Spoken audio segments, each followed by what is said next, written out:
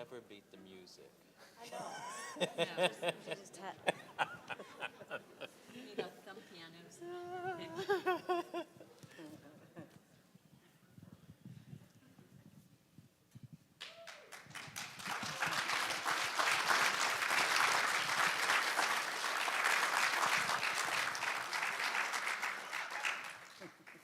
So I think Adam is going to make a few remarks, and then I want to say a few thanks, and then we will get into the meat of the matter. But Adam, after you. Sure. Thanks, Stuart. I just first want to say thank you to Han for that.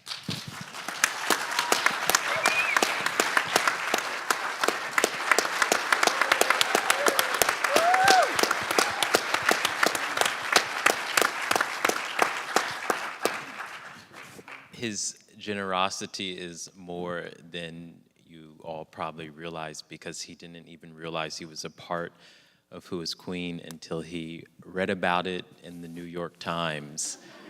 And his composition, Yellow Smile, is such an essential part of all that is Queen. So thank you so much, Han, for extending generosity tonight in my way. It is so deeply appreciated. And I said earlier, and I'll say it again, the memory of this show will live on for me in your music. So thank you. I also want to say thank you to Jack for being here tonight, and to Julie for being here tonight. And again, thanks for Stuart for allowing me to realize Queen here at MoMA. And yes, so that's really all I wanted to say is thank you. So we'll jump in. Okay, I just wanted to quickly thank everyone on the stage, and Jack has been a major part of this project throughout as the subject of the film, the portrait, and Who is Queen. Julie, I know, has been a major thought partner to Adam for many years, and I really can't think of better thinkers and world makers to join this conversation. So really thanks to both of you so much.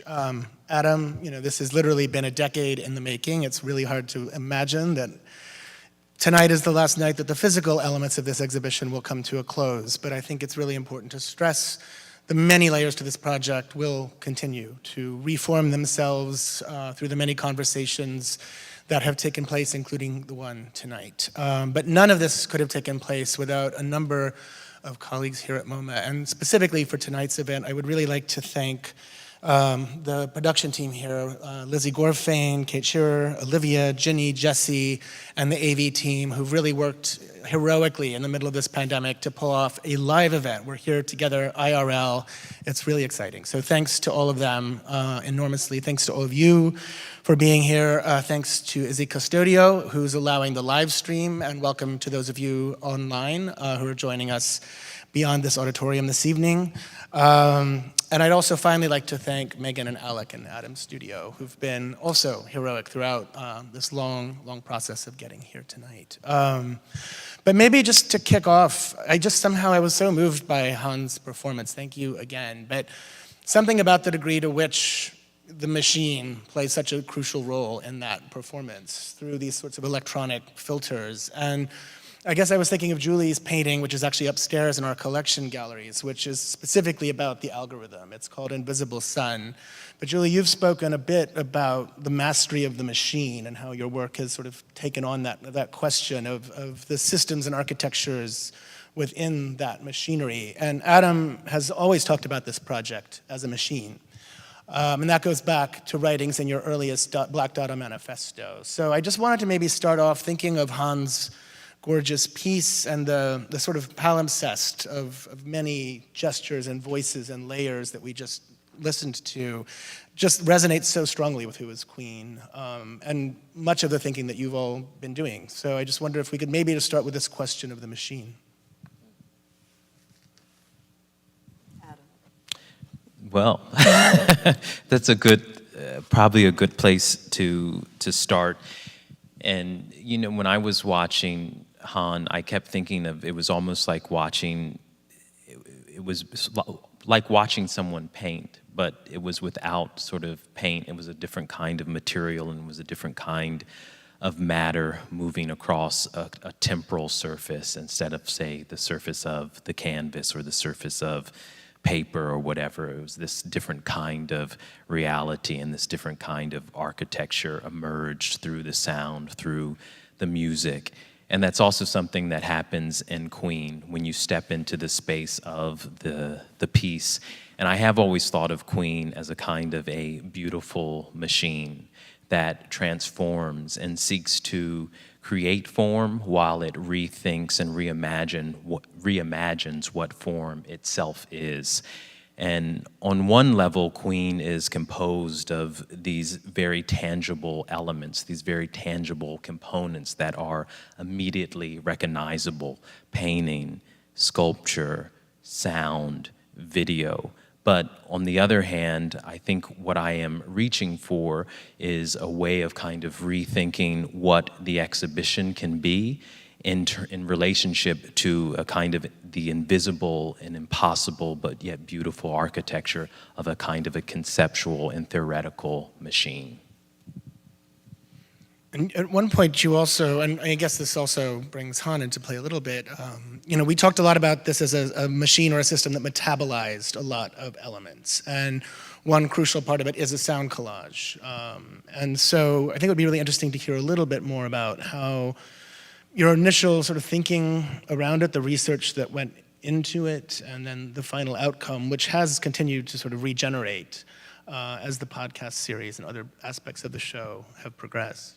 Well, so I want it and want Queen to have this kind of feeling that it's not static and it's not whole. And I've commented that it is both a draft and a revision. So it's perpetually revising itself. It is unfixed and fluid. And I think one of the core elements that brings that message home, so to speak, is the sound collage, and the fact that the sound collage changes and changed during the course of the exhibition. It was never the same, meaning you literally never heard the same thing or the same combination of things. And this was because of an algorithm, basically, was designed, and music, sounds, voices were fed to this software, to this technology, that it perpetually morphed into something else constantly. And then it was also updated via the podcasts that were recorded, and then these were fed back into the machine. But yet it was very structured in some ways. So at the beginning you would only hear, I think it was about 10 seconds of a podcast. And then at the end of the cycle that would run, and the cycle I think was about 7 minutes or so, and then you would hear another 10 seconds. But it was never the same 10 seconds, and it was never the same combination of something or these things. And I think that's very much so how we are. We are never the same combination of things. We are always changing and reforming and reordering ourselves and how we announce and present ourselves to the world, just like Queen.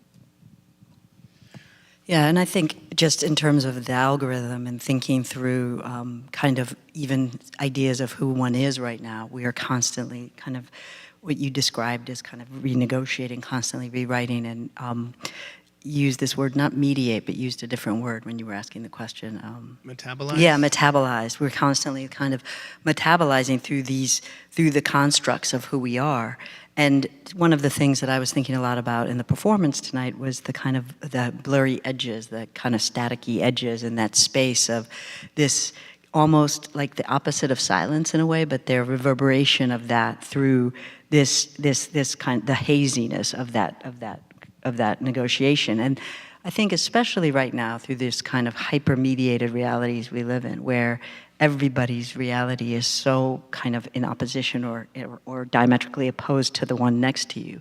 And you have this kind of constituencies that are really literally rubbing up against one another and creating that static or creating this kind of inability to, illegibility really in a way. And that illegibility, I think, is super interesting of this space of unknowing or of this space of kind of mining for something that can generate a different form of knowledge, which I think, I just want to say how generous this exhibition is, Adam, not just of the work and the kind of this effort of constantly putting things out, but it's this really collective form of study and collective form of experience and learning. And I can't think of something that's been that generative and generous in terms of the reader, in terms of the exhibition, in terms of the podcast and the talks. And so thank you also. Thank you.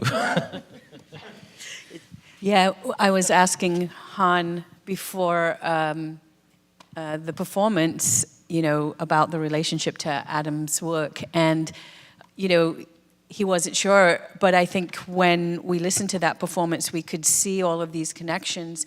And what stuck out to me was the way in which he would begin a phrase and then back off from it, and then it would come around again. And I see that in a lot of Adam's work, that there is no straightforward path, through the material. There's material that loops through all of the different pieces, but in different ways. And, that was like making a film with Adam, that was kind of the experience of it, that you enter into a structure that you can't see, and you begin to piece a reality together that you can't know. And so there was something like the music with Adam's show, and then with my experience, I can kind of see this fracturing of the whole that, is just, for me, it's very provocative and actually very moving as well. It's very risky at the same time. Yeah, I should mention also that some of the questions you're seeing on screen are effectively prompts that we distilled from a couple of different aspects of the project, but primarily the round table that is in the back of the reader, the catalog for the exhibition, which was a conversation with Adrian Edwards, Lynn Tillman, Daniel Jackson, Adam, and me. And then there was a series of podcasts, which are also now output as a series of publications, which I think the first 3 are now available. But I think it's really important to stress the many forms that these ideas take. I mean, to Adam's point, they're not static. They really are shape-shifting. And not only do they continue to morph, but they continue to occupy different platforms. And this made me think a little bit about, the age-old question in making art about sort of figure-ground relations. And that gets us maybe a little bit towards the representation and abstraction conversation. But I guess I'm thinking specifically of grounds, like the ground on which you build something, whether it's a painting, this exhibition, a more complex installation. But, Julie, I know more recently you've started to use photographs as a sort of launch pad almost for some of the paintings. I think it's impossible to understate the importance of Fred Cheng's collaboration with Adam and these incredible scaffolding towers and structures in this, which really are the armature that holds this whole project together on a physical level. And then, Jack, you've been working very recently, too, on questions of architecture, and I think that is super interesting in relation to many of these questions. So I don't know, maybe we could just think a little bit about this question of figure ground, or, the bodies and identities I think we're all invested in, and the social and architectural and physical grounds that we are all contending with, that this show really brings into high relief, I think.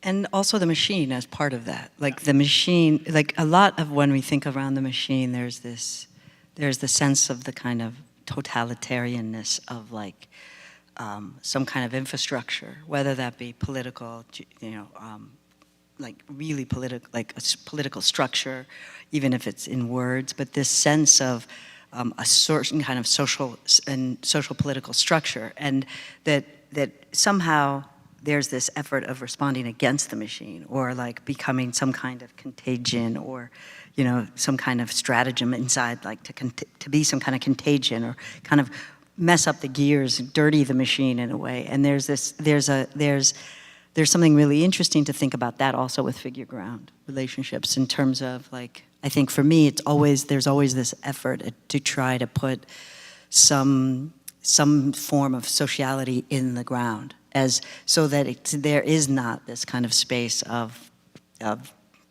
the kind of absence of that, or tabula rasa. There's always this kind of historic background, or the kind of trace of the machine in a way.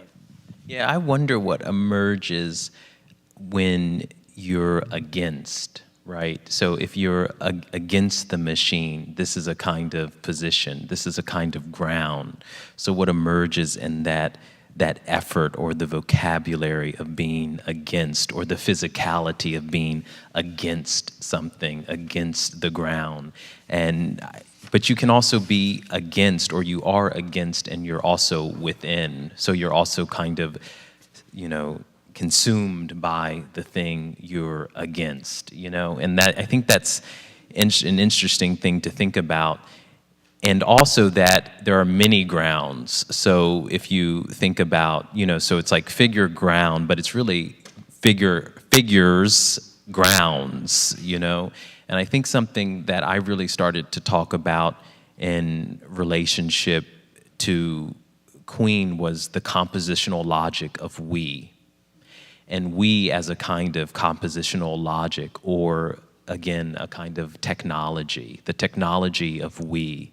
So really that sort of elusive moment, that elusive point where the I merges with the we. And that itself as a kind of a ground, or a grounding, to be grounded. What grounds us, which is almost more elusive than thinking about the plurality of grounds, what grounds us at any given moment in any given space.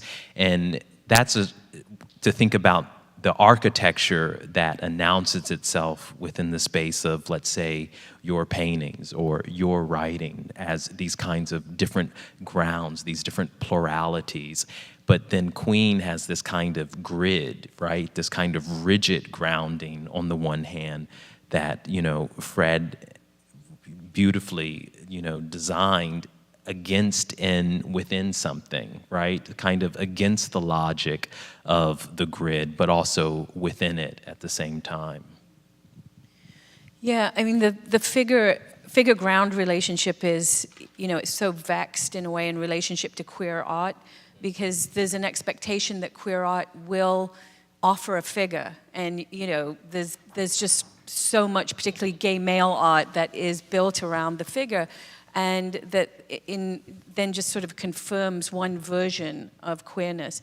And so I think to have a show called Who is Queen, which then proposes that it will be about a figure that then gets dispersed through all of this scaffolding and structure, it suggests that there are different ways of talking about desire, and that maybe abstraction and scaffolding provides a better language, in fact, for self than the figure, which just sort of confirms the reality that we think we're in anyway.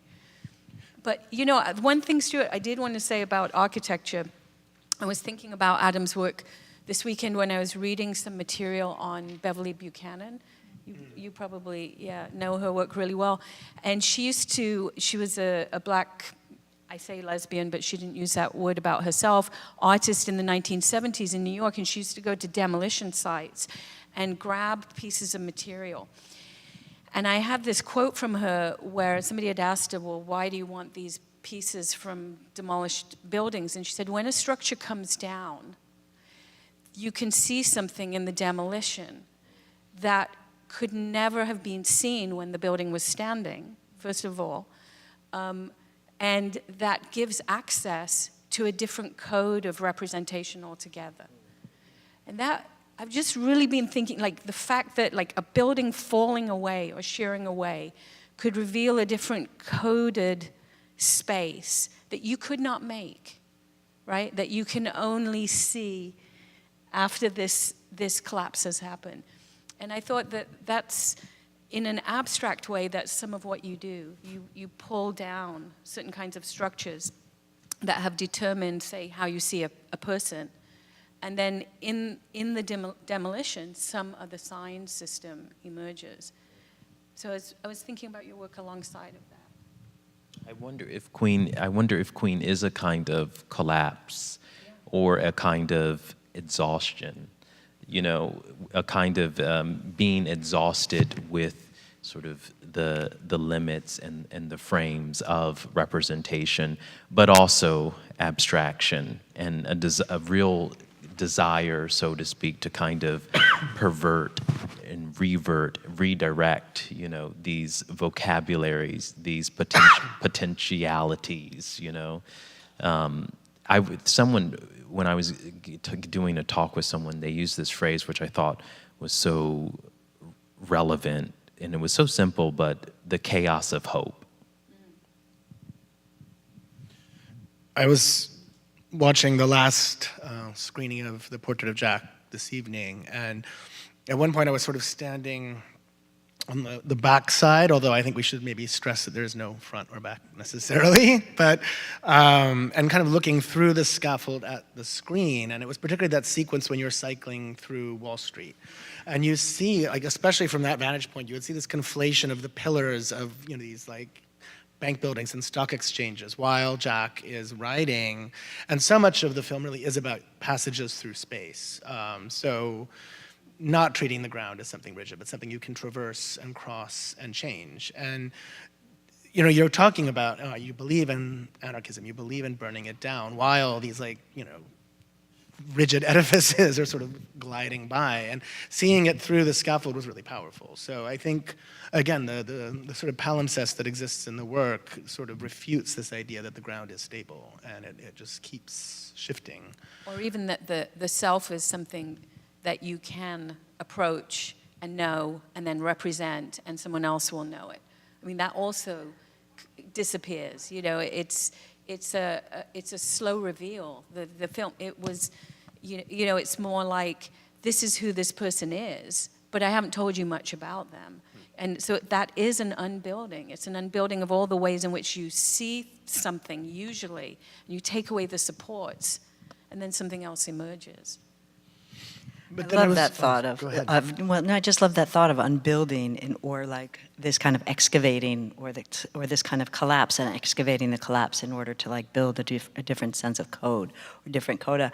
And it makes me go back to the podcast that I was mentioning earlier where you talk about, Jack, queer structures and you talk, it would be great if you could paraphrase rather than me paraphrase what you said. I don't think you remember would what do a I better said. job. I've been trying to remember what it was. Well, I think you were basically talking around this idea of abstraction and the kind of how the kind of figure has become this really complicated thing in queer theory, in that certain figures have a certain kind of validity, others don't. There's a certain forms that are more validated than others, and what I thought was really interesting is we talked about the complexities that happen because of heteronormative space, where these other complexities, but also the kind of where is radicalism in there, where is an invention of a different kind of potentiality or possibility, and that is in those kind of spaces of kind of like what you mentioned by unknowing, or this different restructuring a coda,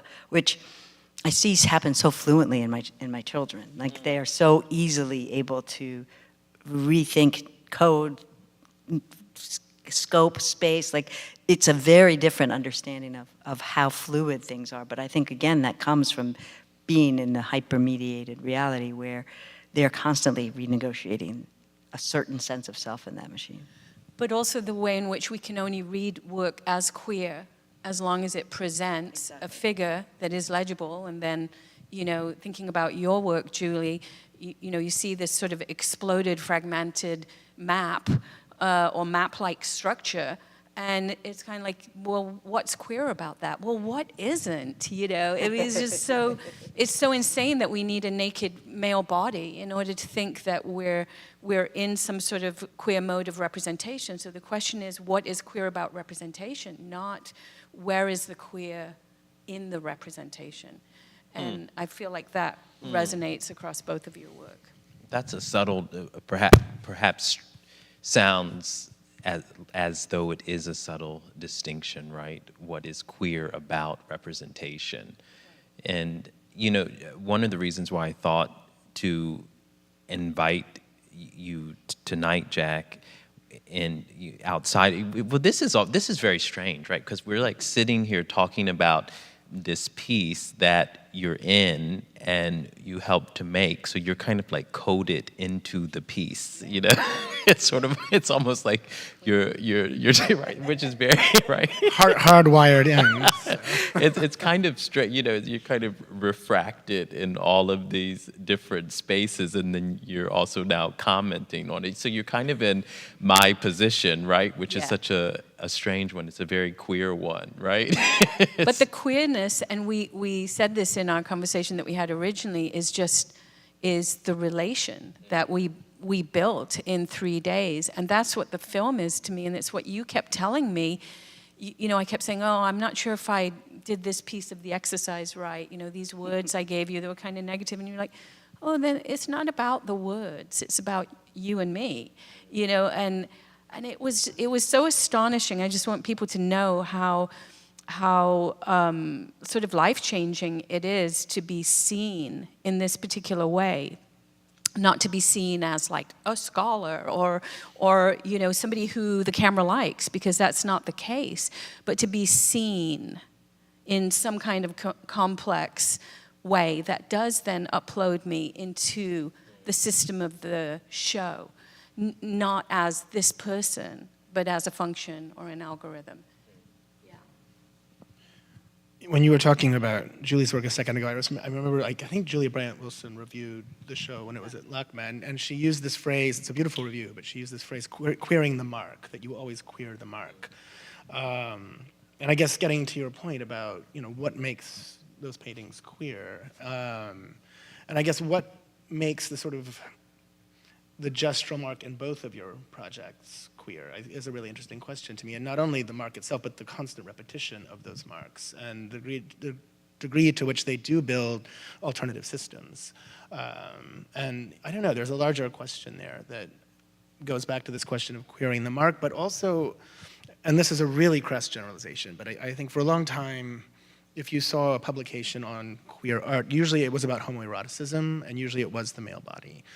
And if it's not an erotics that we're looking for right now, that then quickly segued into a lot of activist work because those bodies were actively dying. So now we're in a different moment. And I guess, just as Freud asked of women, like, what does she want? Like, what do we want? Like, what does it mean to be queer right now? What does it mean to make a queer practice? And what is it that this project wants? Not only who is queen, but what does queen want on some level? And I don't, it's a big question and not one that we can answer here. But From who to what? Like, from who is queen to what does queen want? so as queen has fully emerged, I don't know if I would claim my work within the boundaries of queer practice. I think a part of my problem is the language, right? It just starts with the word queer, for me, is a problem, But this gets back to the prompt around, just the question of queer theory and its validity now as a political model. So I guess that is one of the questions too. But Very I much think- so. Yeah. Julie, you were going to say something, sorry. Well, just a little bit about going back to the we, and this kind of we as a kind of collective, what did you call it? Collective grounds or compositional logic. And that that it doesn't feel like anything is being made in isolation or by itself or in being invented out of the ether. That doesn't exist in any way there are new words emerging, and there's new forms of language emerging that are neologisms and all other ways of kind of invention. But it happens within this constant repeat of and quotation and remixing of the past and of this collective kind of place of collective ontology, collective way of understanding, collective way of making. There isn't a mark that hasn't existed for 60,000 years that can't. So how do you talk about queering a mark when you're talking about marks before constructs, right? Or things in that sense. And so there's something really interesting about trying to play within those elements. And for me, I think a lot of that happens in the blurs and on the edges and in the layering and kind of confusion or illegibility that emerges, to talk about that again. But I also think that to go back to that collective we, Fumi Okiji talks about, she wrote this piece on jazz, and I actually want to not misquote it, but she says this thing that I'm just going to pull up quickly if I can read it, where it's this piece she wrote on storytelling in jazz work as retrospective collaboration. And to me, that was really, it's really interesting. So rather than the solo getting this kind of attention and being this kind of solo voice that's overriding everything, it's in the remaking of a song, in the re-recording, the practice of that you're participating in a collective, and this retelling of this collective. But she talks about how storytelling, when understood as a shared reiterative undertaking, an endless, boundless rehearsal involving a collective disparate, living and deceased participants, can bring to light endlessly evolving sites of expressive and cultural significance. And to me, that feels so much like what we try to do in painting and in this space of abstraction, and in the space of participating in all of these forms of this kind of cultural sense of who we are. And I think that I'm also interested in the denigration of that, or the degrading of that, and I see that a lot in your work, and I think you write about this and talk about this so much, but the kind of that's what I loved about the podcast too, the space of this conversation as to queer theory is not one thing. It's like a constantly evolving, shifting, changing,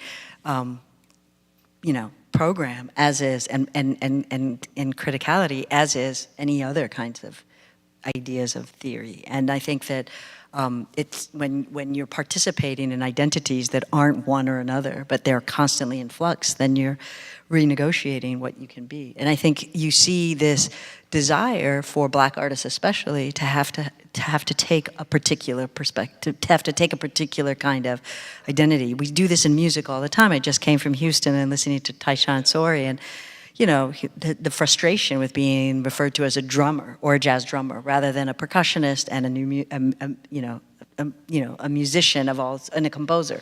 So I think that this history has been part of the way that we consume artists and forms of music and making and creativity, also in writing. So I think that's an interesting thing to play with those kinds of boundaries and be like, of course it's queering the mark, I keep thinking about the inherent generosity of a material reality. And what I mean by that is this kind of, when something, to emerge as a kind of material reality is to emerge within the space of representation in abstraction at once, as far as I see it. It's both end, not or, it's both end. But also the fact that, as you were touching on, that we're always within this kind of, these networks and these feedback loops of marks, of sound, of gesture.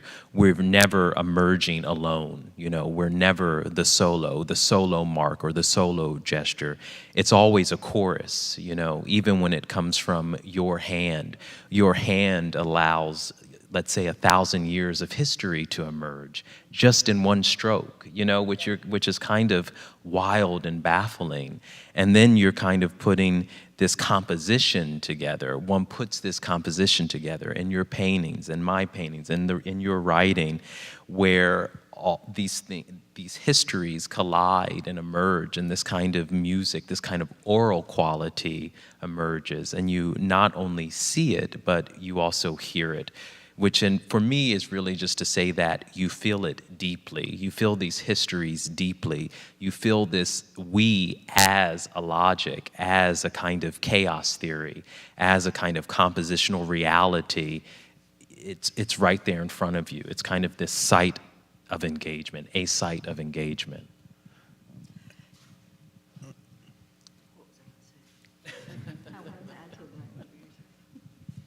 I was going to ask Jack what the difference is between chaos and wildness, or if there is one. Oh.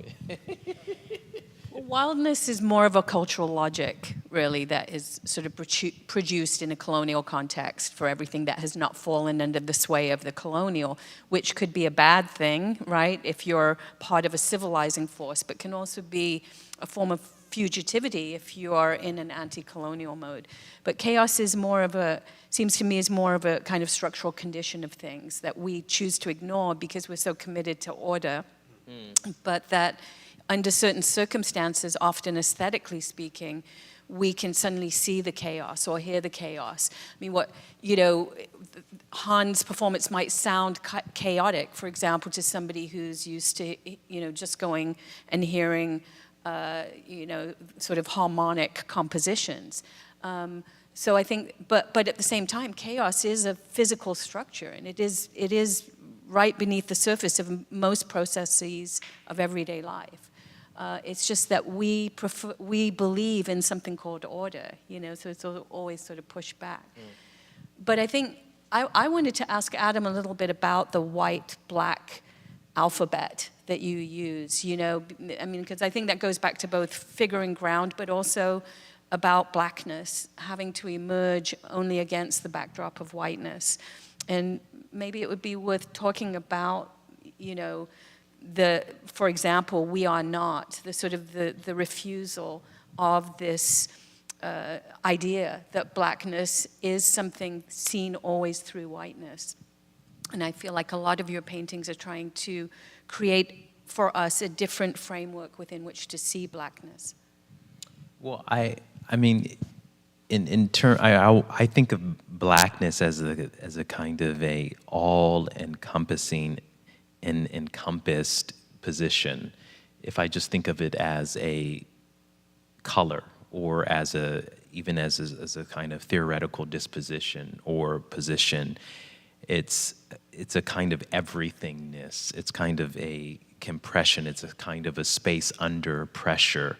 So I don't really need more. It's a kind of material condition and reality that is everything, and arguably it is the material condition and reality that everything else defines itself against, even though it is still within. So it's that kind of duality, that kind of blurred space, that blurred sense of possibility, that sort of fucked up way we kind of imagine who we are or who we are not, that I think is encompassed by this idea of blackness, again, both as a concept, as an idea, but perhaps also as a color, you know? And I was just thinking about, and I so wish that Ruby Sells was here with us tonight, because she would have such different things to say and than us, for sure. And I was thinking about, and I'm going to paraphrase terribly, but one of the things that she said during the podcast about chaos. So I was kind of glorifying, you know, chaos, or, you know, a lack of harmony, a kind of dissonance, you know, rather than a harmonious space. And she's basically said that injustice needs chaos. And her point is that when we emerge whole, when we have a complete or whole sense of ourselves, of who we are in the world, we demand different things from the world. We demand different things from the social, political, and cultural realities that we inhabit and exist within. In other words, we reject sexism, we reject racism, we reject homophobia if we emerge whole, which is an optimistic disposition for sure. But I understand what she's saying in another way, that when we are sort of fragmented and broken, living within chaos, we don't even know what to demand. We don't even know where to begin. It's interesting because it goes back to the kind of really old question of, is there such thing as liberation without slavery or without being enslaved? And then so you have this crazy dichotomy that you're in, right? Like, and so it's really interesting. But one of the kind of, how do we then generate something else? That question keeps coming up. Like, in terms of that position, what does it mean to absolutely reject some of these forms of, you know, oppression, and what replaces that? What kind of thing replaces that? And I think artists and those of us who are like, you know, in terms of creative imaginatory space, you can kind of play within the fractures that something else can kind of be invented that we don't know yet, or we can't we can't create in opposition to something that's just a reactive thing, or that is mimicking that in a particular way that has its own kind of other set of problems, but that can truly kind of generate something else. What is that? We don't know what that is. And there is something about unknowing and the fear and the scary space of that. But I do think that, like, what we do is experiential, in the experiential space of, like, experiencing paintings or experiencing sound, experiencing like, I was, again, going back to Tyshawn and this weekend, he talked about the performance not as a concert, but more as this ritualistic space. He didn't he talks about this in your podcast, he doesn't love the word audience, but maybe witness, but he goes back to this word of experience. And I think of my paintings a lot in that space. I feel like the installation here is experiential in that it's constantly this. And so through the experiential kind of, this experience of whatever creative space is being generated, there's a shift that happens. And in that shift, I don't think that shift undermines wholeness. I actually think that wholeness is fragmented, or it's somewhat kind of complicated somehow. Like, that those two things can exist together. Absolutely. And I'm just, again, thinking about Ruby and this idea she threw out in the podcast with Simone White, where she said to Simone, because Simone announced herself as an atheist, and Ruby is a theologian, and I think the assumption is that Ruby's like, oh, you can't be an atheist. She's like, oh, sure, be an atheist. But then she poses this question: why is it that we only believe in what can be seen? And we, in the sense that we know that is not true, that a lot of what is real is invisible to you and me, to all of us, but it is real. And so this question of, like, what is what is experience, I think, is a different way to sort of to rephrase that. What is experience, right? Is it really what can be seen or what can be heard, or does it or felt, or does it emerge in a different kind of space, in a different kind of continuum, in a different kind of condition? But I would also say to that, though, that it actually, we think about religious belief as a kind of a discipline and a practice, and I would say that to not have belief is also a discipline and a practice, and it takes enormous courage not to believe. Yeah. So it's not the opposite of belief. It is a belief. It's just a belief in a kind of nothing that one has to risk a lot to hold on to. Yeah. I had a question going back to technologies of we. And I'm just curious about how that dovetails with the institution. In this question of what is an institution, or what can they do at this point. This whole project was about overwhelming this particular institution. And as it now winds up, I'm sort of curious. I mean, we all have different relationships to institutions, whether it's the university, the museum, or society in general. And I just wonder, as maybe this gets back to the building and unbuilding question as well, because we're clearly in a heightened state of both right now. But as this does kind of wind down, I'm curious, where do we stand now in relation to these institutions, or what could an institution be at this point? Are they only damaging? Can they be a technology of we? I mean, it was such an interesting time when Adam was installing his show, because of course people were protesting outside of MoMA every day.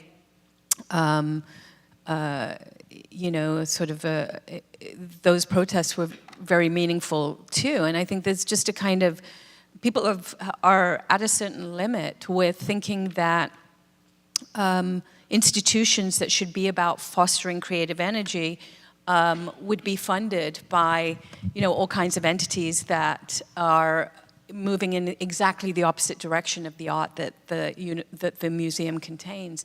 So I guess we're in a moment where we really have to question what the institution is, what the relationship is between art and the market. What is the place of the political? Does the political go into the institution and come out the other end as capital? These are important questions, but it was also so important that Adam's show go up. you know?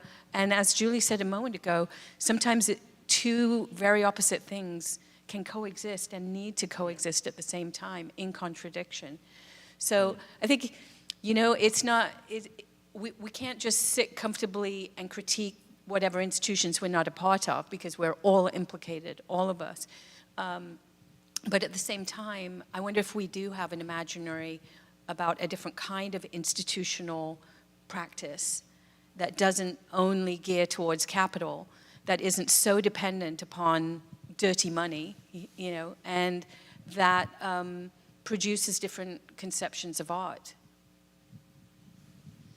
Yeah, it's interesting. I think, Adam, you've done that in a way, like with the work that has come out of this. And I mean that more in terms of this kind of collective study, collective learning side of the work.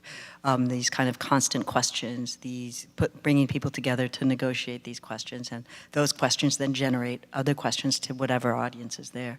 And whoever's in dialogue with that, or with the reader, or with the plethora of information you've put out in that way. And then, you know, but the kind of histories of, I think, there are a lot of new kinds of forms of institutions being invented and being kind of, people are trying all different forms, and some of them are really ancient forms of collective kind of, you know, mutual aid and harboring like safe spaces and finding ways, you know, these are age-old kind of ways of taking care of each other.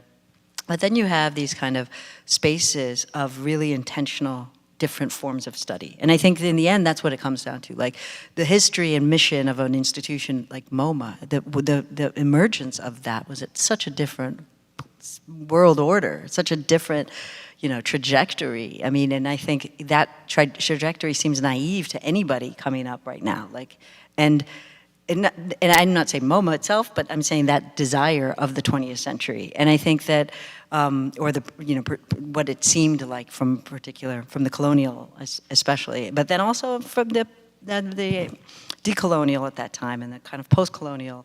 And I think you think of these, like what we're in right now is a whole different, kind of a whole different reality. And the institutions folks are creating are so like, I don't even think they even think of them as institutions in the same way. Like the question of what an institution is and the need for it has shifted. Include the academy, you know, the place of where people make and exhibit and where cross-cultural kind of connections happen, what happens in those spaces. It's all those boundaries are getting broken down. So I wonder, like, what, you know, the younger, you know, the next generations, you know, the generations we're raising, how they will consider these, because in a way these are vessels of this past. Yeah, what will they imagine? You know, one of the things the institution I am primarily tired of, the institution I am most tired of, other than MoMA, no, I'm kidding.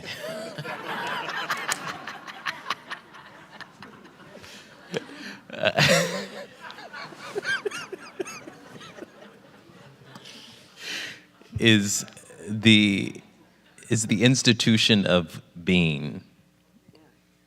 Does that make sense? Meaning the institution of having to kind of compose and construct, you know, something self. Yes. No, it's exhausting, you know, something that will be recognized, understood, accepted, you know, responded to, you know, something that can dictate and dictates, you know. I'm tired of it, you know, but it's kind of strange to say I'm tired of being, because Especially when you're so good at it. Yeah. Well, what emerges in the space of that exhaustion of being exhausted, you know, and I think that's something that, you know, I wanted to kind of explore with you, Jack, in the space of the film, you know, was, you know, like, what is this sort of this tiredness? You know, it is a kind of antiquated space, right? That, oh, I'm Julie, you're Adam, you're Jack. I mean, it's really kind of, in a strange way, quite lame and naive that this is all that we could imagine for ourselves, you know? And that's kind of like what Who is Queen attempts to kind of resolve, or at at least give life to is like, oh, I'm Adam, you know, but like I'm queen, you know, which is a kind of a different prospect, a different opportunity. And that's kind of what I wanted the process of working on the film with you to allow for, or any of those, the portraits, but also the paintings, right? Because there's also a kind of, the being of a mark is kind of exhausting, right? I mean, think about every time you go to make that gesture or make that mark, it's like all the possibility in the world, but also all the limits of an institution at the same time. Stuart, you might have a good answer to your own question, being institutionally situated as you are. Deeply.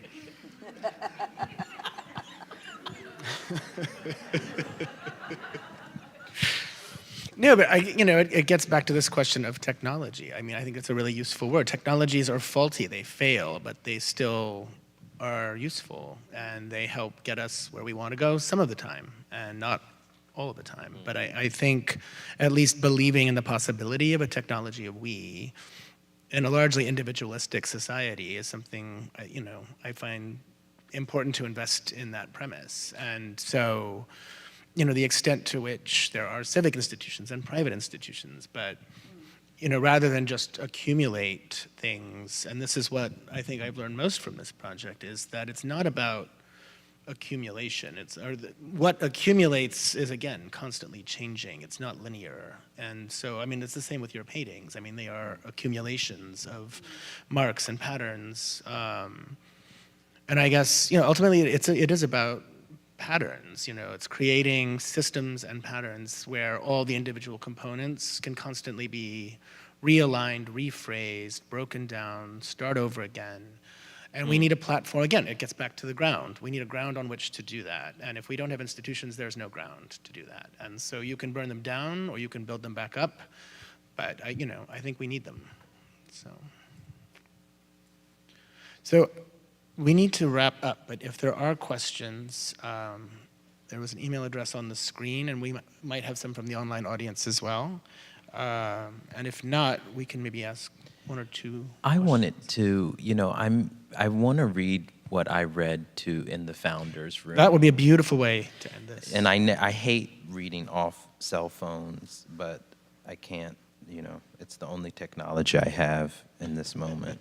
And hopefully I can even find it. Maybe you're much faster on the phone than me. I sent it to you, so maybe if you find it, I can read it. I'm very slow on, this is like grandma on the phone right now, trust me. We could be here for a while. It's worth the wait, I promise. When did I send it? Oh, God. Oh, God. Is that where we're at? Oh, God. Here we go. See, I knew you'd find it before me. I'll do it this way so the text is larger. So I want to, so I guess all of this is still accurate. I am delighted to be here today to take a moment to think about the artwork that is Who is Queen? Who is Queen? A process of accumulation, a philosophy of we. This process of accumulation, this philosophy of we. Painting as a process of accumulation, painting as a philosophy of we. When the late poet Jane Kenyon learned her husband, poet Donald Hall, had been diagnosed with liver cancer, she wrote, "I believe in the miracles of art, but what prodigy will keep you safe beside me?" Hall recovered, but then, only a short time later, witnessed his wife Jane pass away from leukemia at age 47. What prodigy will keep you safe beside me? I am writing to reach you, even if each word I put down is one word further from where you are. The collapse in the gesture I paint and the gesture that will move you, the gesture that will reach you. I want the gray-blue grain of western summer. So we moved, and they remember, I remember being called a queen, an offhanded comment, but I don't remember who said it, no less why, hurled at me when I thought I had done away with such things. I couldn't name it or claim it, but I also couldn't reject it. The vulnerability of being, the unexpected encounter, the unexpected gesture, the unexpected moment. Then a cloud passed and the pool was empty. The drips, the splatter, the spray, the blur, overwritten, rewritten, and inscribed, Queen. Painting as a philosophy of we. Queen is a philosophy of we, of representation, of abstraction. Put this place under pressure. We promise to wake you up if we think you won't get the point of the dream. We promise to show up if you show up every day. We promise to let love through if it's love you came to do. We promise to make time flexible if you give us all your time. We promise to think of you more often than you think of us. We promise to remember you when you forget. We promise to be we.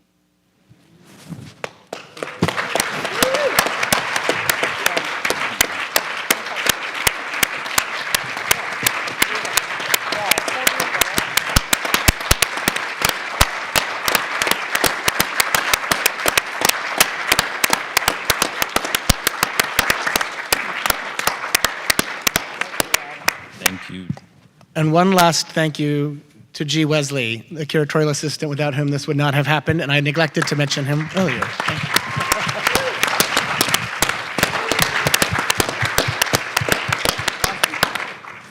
Thank you and good night.